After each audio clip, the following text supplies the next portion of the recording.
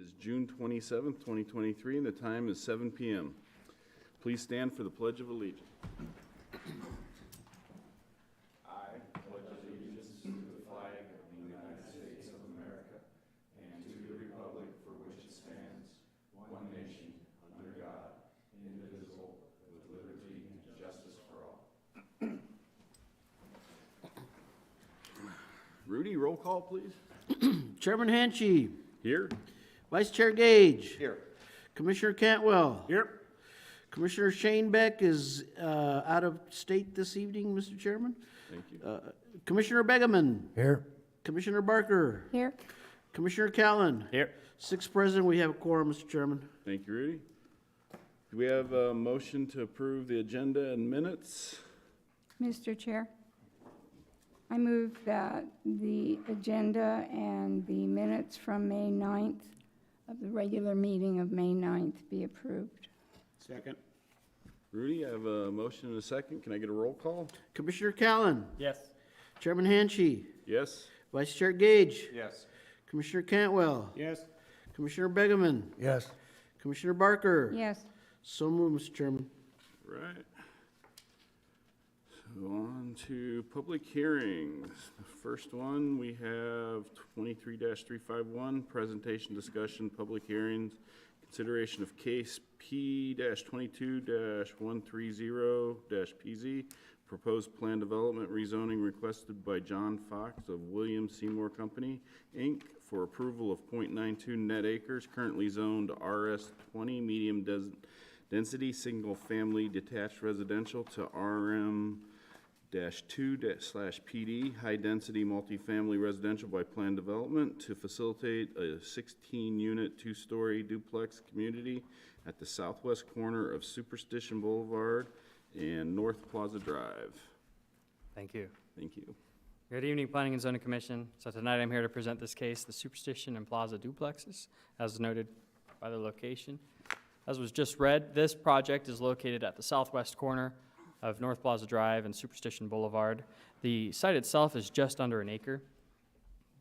And the proposal, of course, is to, as was noted, is to rezone this RS20, which is a medium-density, single-family residential property, to the RM2PD, high-density, multifamily residential by plan development to facilitate the 16-unit, 2-story duplex community. Now, the zoning context of this property is actually fairly unique. The property is currently zoned for just one single-family home. However, it is bordered on the south and the west sides by an RV park, and then on all the opposite corners and across the street, it is surrounded by commercial. With this, it makes the current zoning a little bit of an outlier within the area. However, this property is located within the downtown mixed-use area designated by the general plan, which supports higher density multifamily residential housing, a variety of housing types, and generally advocates for high density residential, while also there is a formal policy discouraging single family residential development. With this, the downtown mixed use core supports densities anywhere between 10 to 40 units per acre.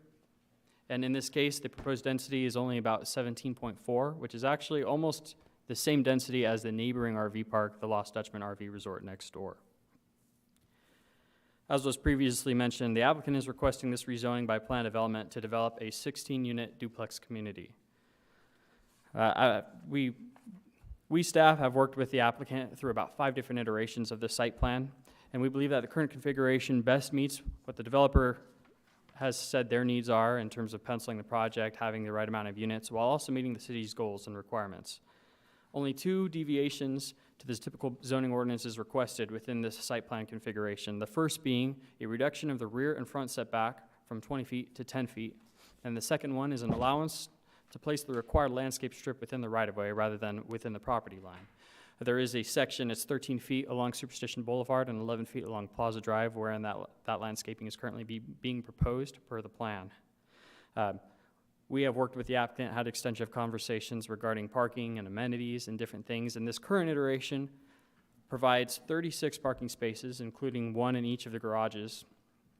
So there are 16 parking spaces indoors, and there are 20 parking spaces outdoors. Another 16 of which are allocated to each unit, and a remaining 4 are left over for guest parking, which has a ratio of about 1 guest parking space for every 4 units. These units are 2-bedroom, 2-bathroom, there's a flex room. There are rear yards for each unit, and they are front-loaded with a garage. As noted here within the elevations, you can get an idea of the imagery. The applicant has followed the zoning ordinance's necessary public notification requirements. They held a neighborhood meeting, they posted signs, and we have also sent letters out. Staff has, as far as I'm aware, received we have not received any neighborhood contact regarding this development. So regarding these things and review of the development proposal and the relevant general plan goals and policies, staff recommends the approval of P22-130PZ, subject to the conditions of approval found in the staff report. To name a few notable general plan policies, as you can see here, the general plan advocates for a variety of housing types, especially within the downtown core. It encourages infill development and high-density multifamily housing, while also discouraging single-family residential development within this downtown mixed-use core. Taking these things in mind, and as its current context is only zoned for a single-family home, we believe that this proposed development meets the general plan goals and policies, as well as the requirements of a planned development in order to facilitate these deviations to the zoning code to provide flexible site design while also accommodating the necessary requirements and criteria. Regarding the next steps, the recommendation of the Planning and Zoning Commission will be forwarded to the City Council per the motion made in the following vote. The City Council will review this in a work session in just a couple weeks on July 17th, following which, a couple weeks after that, they will then have their public hearing on August 1st, 2023. If you have any questions, I'm happy to answer. The applicant is also here to answer any development questions or anything that he would be qualified to do so. Commission, anyone have questions? Yes. Mr. Gage? Looking over the project, I don't have any issues with it. I think it's a pretty. Microphone. Why not? How's that? Okay.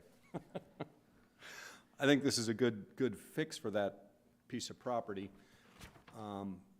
My question / concern is about the setbacks. I mean, we've had in the last couple of years a large number of these, and pretty much a lot of them have asked for the reduction in the setback, and you guys have always recommended it, and we've always approved it. Is our code have issues with it? Should it say a 10-foot instead of a 20-foot? Why is it that whenever one of these comes up, the setback is always an issue, and we're always kind of relaxing our standards, for lack of a better way to describe it, on the setbacks? That is a good question, not necessarily regarding this specific project, but regarding that section of the zoning ordinance specifically. Looking at it, we are, of course, working and refining the zoning ordinance as it comes about. One of the things that was noted when it was, I think, originally designed, and this is me speaking from looking several years back in the past, a lot more of the RM2 projects that we were receiving were more when you're thinking of a large apartment complex. As now that we're kind of coming into these more smaller infill sites that are trying to hit this density target, while also being under that zoning, we have these smaller infill sites that scrunch in a little bit, looking for those smaller setbacks, as opposed to like the existing sites that were much broader. I think we have things like the Apache Junction townhomes or Quail Creek Run that you have a much further inset apartment building or something like that, as opposed to, and then you have a parking lot along all the exterior. And that specific development model, I guess as a market, I think we would say they've shifted away from a little bit. So I think that's definitely something we need to take under consideration as we are looking for future amendments within the zoning ordinance, which is something that we're working on, just a large-scale rewriting. And I think that's kind of how that comes about. Is that adequate as an answer? Yeah, no, it's just something that I've noticed over the Yeah. last couple of years. It comes up a lot. The Yeah. setback is always coming up as an agree. issue with the developer, and we always seem to back off on it. And It is one of the more frequent deviations requested, that this exact reduction from 20 to 10. Right. Okay, thanks. As long as you guys are thinking about it. Yes. Works for me. I have a question. Are these gonna be rental units, or are these gonna be? Given the development pattern of this, it's not being proposed as a subdivision, so they would be rented. The whole parcel would be a singular owner, and the units themselves would be rental in that case, since it's not being subdivided for lots. Okay. Are they planning on using the off-site parking that's on Plaza Drive? So, I've talked to the applicant about that. They've indicated that as it exists, they would like to use it. We cannot consider that as part of their on-site parking or to meet their parking requirements. They are even proposing to add in a couple more off-site parking spaces in line with what already exists off of Plaza. It's public parking. I don't have any say over who can or can't park there when it is just generally for the public. But we have reviewed this project specifically trying to meet their parking needs on-site. But I would imagine that they would have people park there, given its adjacency and everything. Nick, just to clarify. Yes.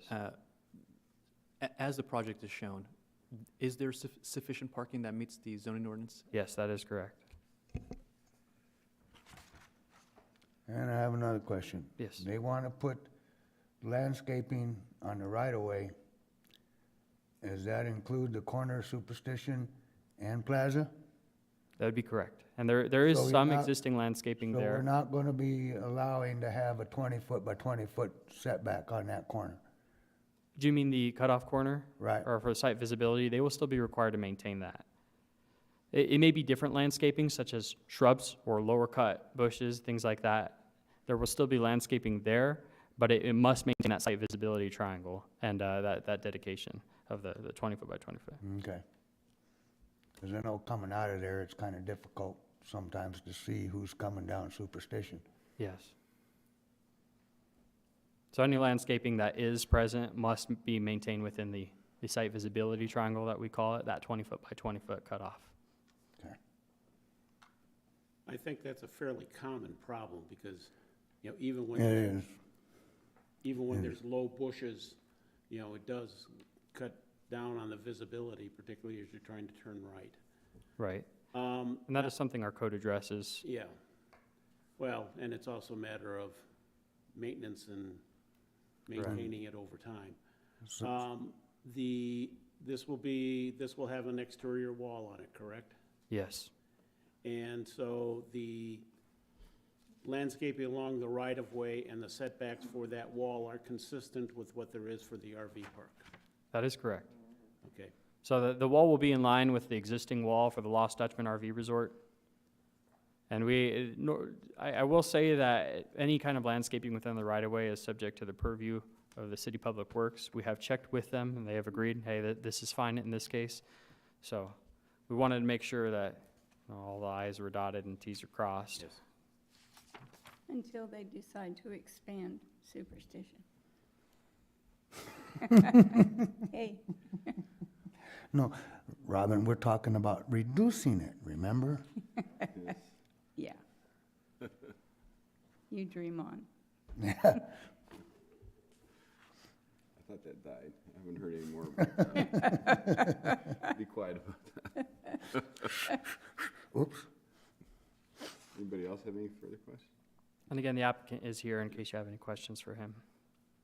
Is he gonna do a proposal, or does he have anything I believe he's planned? indicated that there's not a separate presentation, but he's made himself available to answer Okay. any questions. Is that correct? Yes. Does that change anybody's thought process? No, No, no, I'm just no. concerned about that corner and Oh, the availability of parking for Earthart Park, and This looks like somebody didn't want to sell a number of years ago when they were putting in the RV park, and now we're trying Now to we're fill stuck it with it. Right.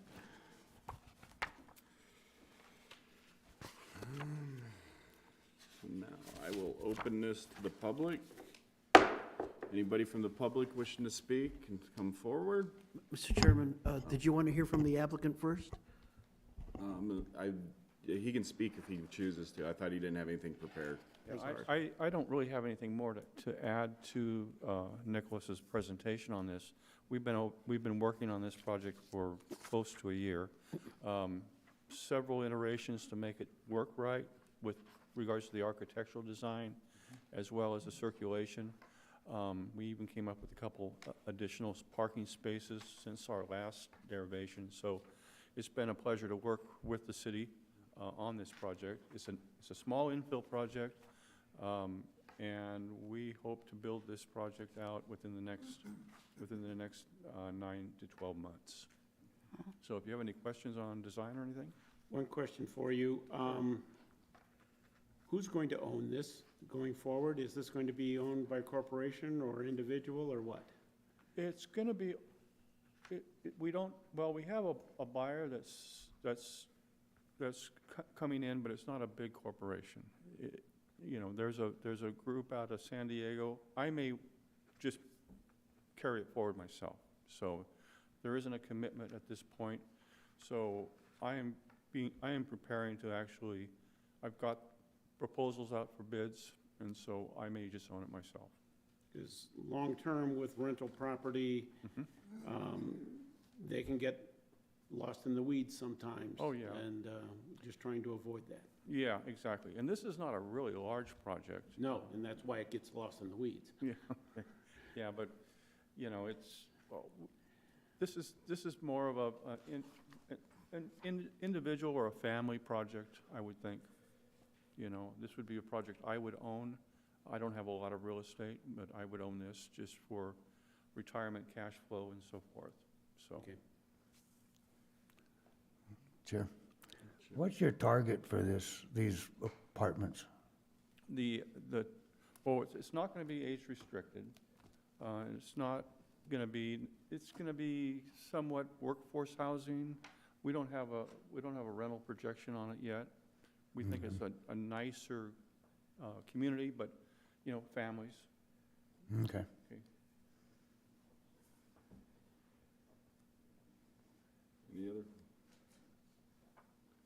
Any other questions? All right. Okay, thank Thank you you, very sir. much. Thank you. All right, I'll go ahead and open it to the public at this time then. Anybody wish to speak? Again, anybody wish to speak?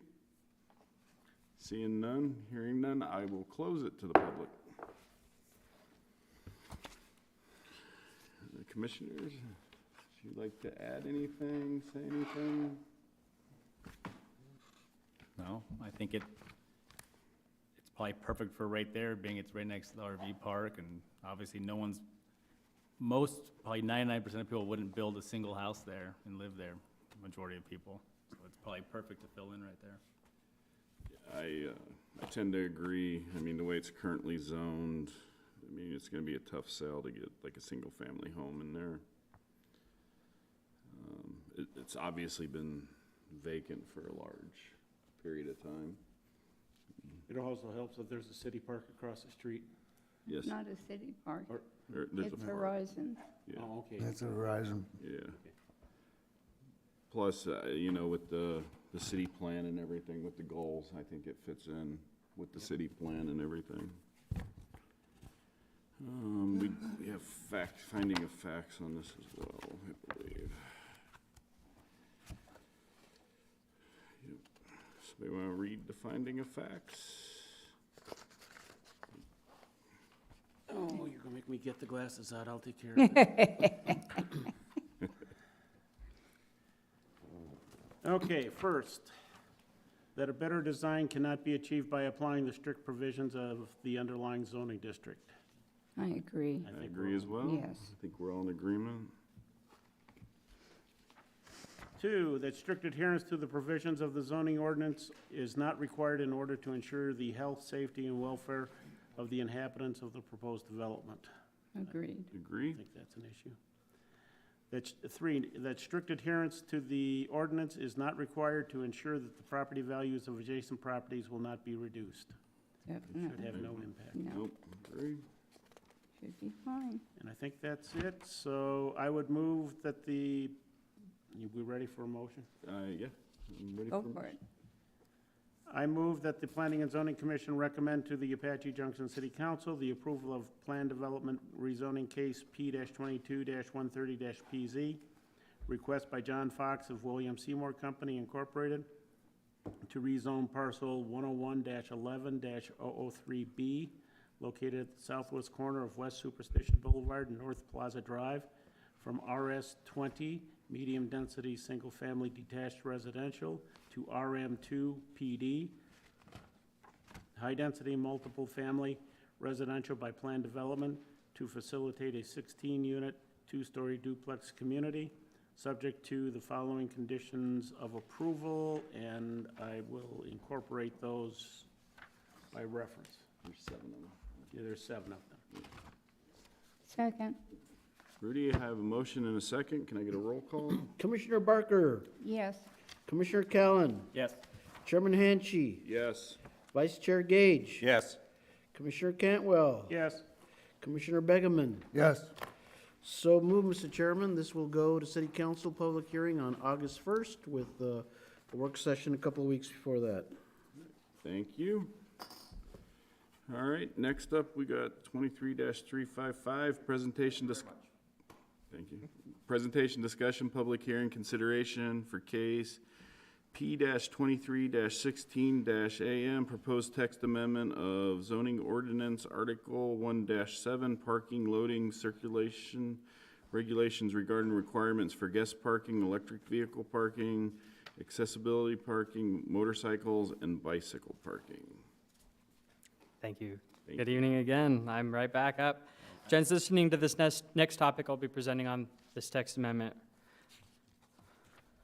So tonight is actually our 5th meeting regarding this proposed text amendment, starting with the first meeting back on December 13th.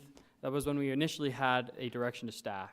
It had, of course, been long noted that the city needed to update our parking regulations regarding guest parking. Given that we saw sometimes there's deficiencies, sometimes we didn't, sometimes there wasn't enough where even though people were meeting the minimum the minimum parking requirement, sometimes there was very little guest parking, sometimes there was none at all. And so it was deemed necessary that we would work on this. And since then, we've had meetings, February 14th, April 11th, May 9th, where we have continually workshopped the proposed amendment based on the input of the Planning and Zoning Commission. After much discussion and work, the proposed amendment presented tonight is a culmination of the Planning and Zoning Commission's collective effort, input, and suggestions. And this is what we agreed to move forward on in the last May 9th meeting. Tonight, we're just asking for the formal approval, or the formal recommendation of approval of the City Council and the public hearing required of all text amendments. So as you may remember, these are the items that we have discussed, worked on, and revised up to this point. After evaluating the parking needs of the city, we have determined that our recommendation is that regarding guest parking, a requirement for an additional 0.3 guest parking spaces per dwelling unit in multifamily residential properties. So that would be if you have 100 units, there would be 30 guest parking spaces. There is also a revision, or rather than a revision, an addition to the accessible parking regulations. Just as a clarification, we're not modifying any of the requirements, rather we are adding in the information from the Americans with Disabilities Act in order to better clarify what the parking standards are. Since some of that information was just outsourced to this act, we figured that it was best for the community, best for developers, best for any of our residents who are looking at our parking regulations to better understand, to have this information in one place. And so that modification has been made within the proposed text amendment. Also, in addition, when evaluating the parking needs of the city for safety purposes, as well as to provide some design flexibility, we have determined to recommend a requirement for 2 motorcycle parking stalls or motor scooter parking stalls, they being the same, to be included out of every 75 parking spaces. Those are a little bit more narrow, but they are designated so that motorcycles can have a place to park and so forth, and that's been determined to be a good safety benefit. Additionally, we don't have anything within our code currently regarding bicycle parking. We do have quite a lot of cyclists within Apache Junction, and so it's determined that moving with new development to propose a requirement for bicycle parking to have racks as part of the development system, just a simple addition. But there is also, in review of the trend, as well as the upcoming technology of electrical vehicles, the requirement to require one electrical vehicle charging port parking space of at least level 2 capacity per every 250 parking spaces. There was a question that I received from a resident, just as clarification. Does this mean a minimum one? Like if you only have 10 parking spaces, does that mean you need one? That would not be the case. This is specific of when you're having a large parking lot, this is that one for every 250. So with that, the next steps moving forward are that the recommendation made tonight of the draft text amendment will be forwarded to the City Council with the recommendation made given in the motion following this. As was with the previous case, a City Council work session will be held to review this case, and if they have any further refinements, we'll be sorting that out in the July 17th, 2023 work session, following which there will be a public hearing in the August 1st, 2023 public hearing with the City Council. Staff has appreciated all of your input and everything that you've done to bring us to this meeting tonight. If there are any questions, I'm happy to answer them. Sure.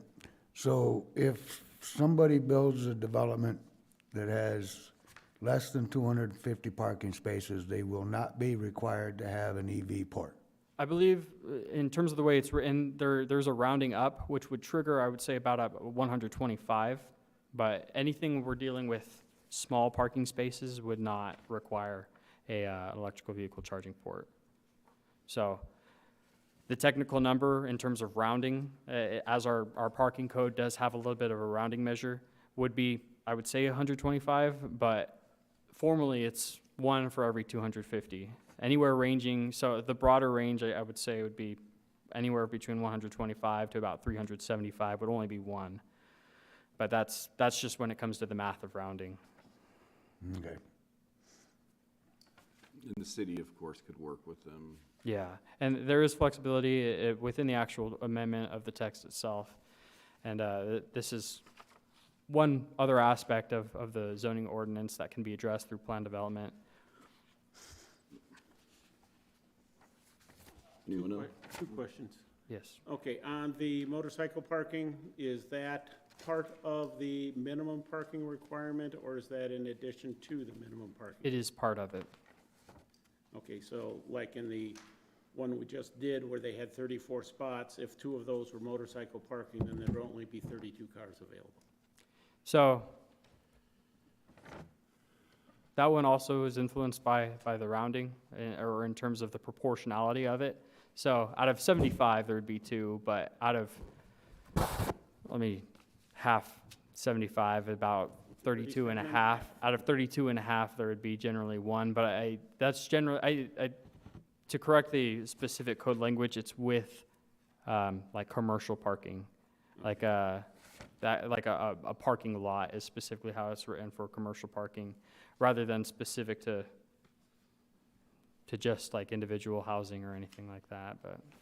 And the bicycle parking would not necessarily be in the parking lot, could be outside of the parking lot as long as there is Yes. bicycle parking. Somewhere on the site, yeah.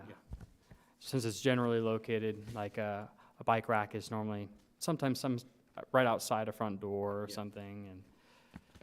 It's safer generally up out of the general parking area. Right, and we've determined through our studies and everything, one bike rack, depending on how it's designed, can even provide more than one parking space, bike parking space. So there's a lot of flexibility in terms of how it's handled and how our code addresses it.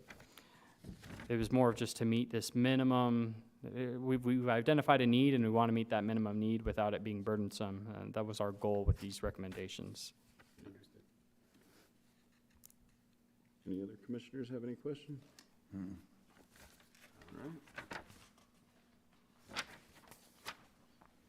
Again, I'll open this to the public at this time. Anybody from the public wish to speak, please step forward, state your name and address. Good evening. My name's Tim Sheehan, 357 South Winchester Road, Apache Junction. I'm an owner of 57 apartments in town, small owner. We've owned them for almost 20 years now.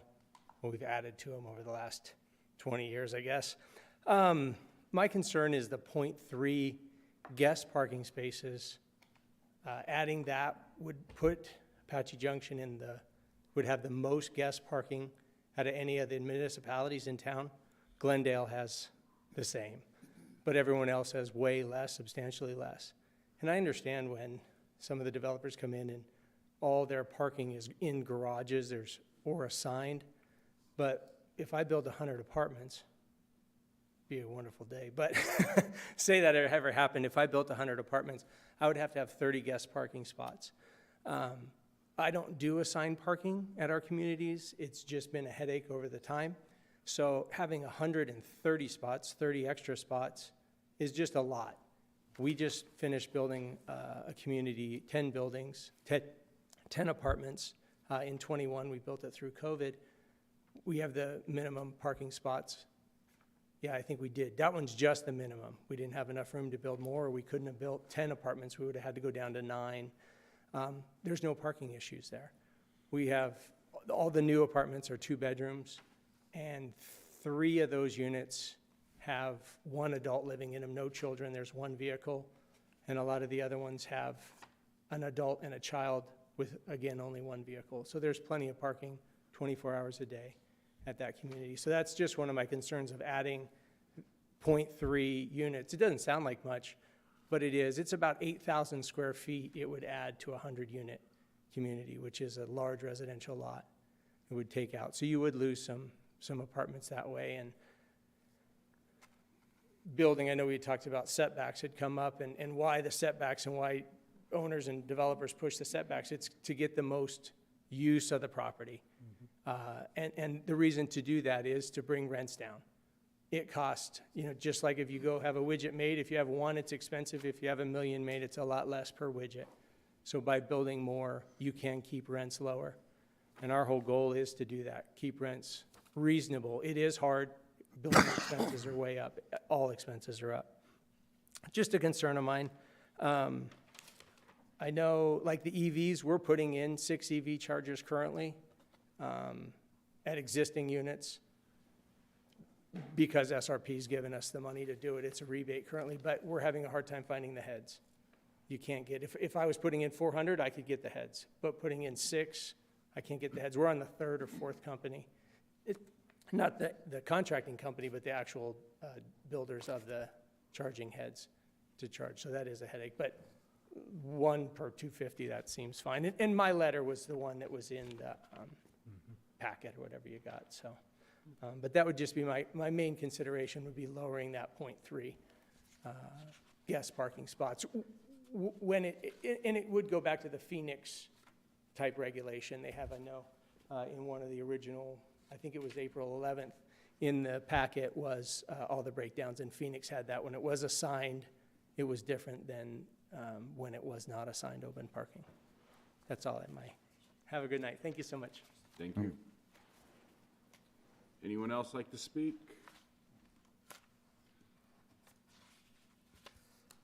Again, anyone else? Seeing none, I'm going to close it out.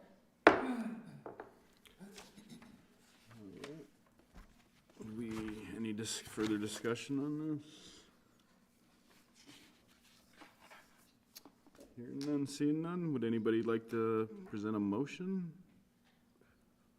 Mr. Chair, Thank you, Robin. I move that the Planning and Zoning Commission recommend to the Apache Junction City Council the approval of text amendment case P-23-16-AM, an amendment to the Apache Junction City Code, Volume 2, Land Development Code, Chapter 1, Zoning Ordinance Article 1-7, Parking, Loading, and Circulation Regulations, described in the attached text exhibits dated May 9th, 2023. Do I have a second? Second.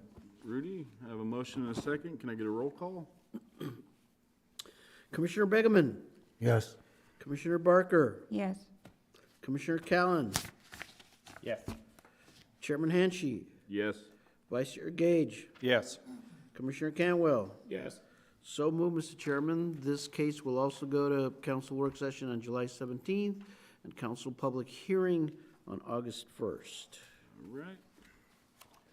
Next up, we got 23-358, presentation, discussion, public hearing, consideration for case P-23-15-AM, proposed text amendment of zoning ordinance article 1-7, let's see, that's the wrong one, isn't it? Or no, parking, loading, circulation, recreational, one additional recreational vehicle with integrated horse trailer design with intent of transporting equine on residential lots with at least 1.25 gross acres.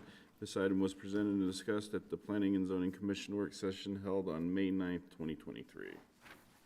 Good evening, Commission members. My name is Erica Hernandez. I'm a planner on staff. This is a very brief presentation on the proposed text amendment for Article 1-7, parking, loading, and circulation regulations. As you remember, on December 13th, there was a direction to staff from the Planning and Zoning Commission. Sorry about that. To research the Arizona Revised Statutes definitions of recreational vehicles, trailers, and toy haulers, and the location these vehicles may be parked. On February 14th, there was a very brief update providing noting preliminary findings. Very, very brief presentation. On May 9th, there was a work session that was discussed for the proposed text changes and the reasoning behind those changes. You may remember that there was a question on whether horse trailers with integrated living quarters was registered as a trailer with the Arizona Motor Vehicle Division. What staff learned was that it depends on if it's motorized or not. So if a non-motorized trailer with integrated living quarters, that would be considered a trailer. But if it's motorized, a motorized home with an integrated horse trailer, that is considered a vehicle. Now, because the city and the Arizona Revised Statutes considers these vehicles as recreational vehicles, staff does not recommend adding or changing any definitions or changing the placement regulations of these vehicles. Now, to facilitate a request by the City Council, staff is recommending, in addition to the existing RV limitations, that residents would be allowed to have one additional motorized recreational vehicle with an integrated horse trailer on an 1.25 acres or a horse trailer with an integrated living quarters on an 1.25 acres. So today we ask that you recommend approval so we can send it to City Council. There will be a work session on July 17th and a public hearing on August 1st. Now, like Nick said, we appreciate your input and your time in considering this text amendment, and I'll be happy to answer any questions that you may have. Commissioner? Just to be clear, okay, right now we allow one RV. That's correct. Commissioner Cantwell, that's correct. And on the larger 1.25 acre lots, we are allowing a second trailer. Trailer with integrated living quarters specifically, that is. Okay, now what it would, if somebody has just a standard horse trailer without living quarters, is that allowed? Yes, they can have as many as they want. That- Without living quarters, that's correct. Okay, it's only the living quarters that comes under these restrictions? That's correct. Okay. And this is basically to keep somebody from having a RV storage lot? That's correct, yeah. Okay.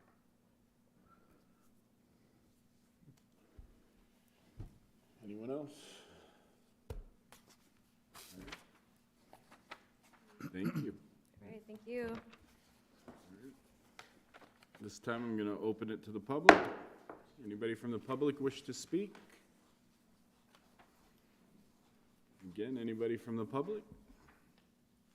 Seeing none, hearing none, I'm going to close it.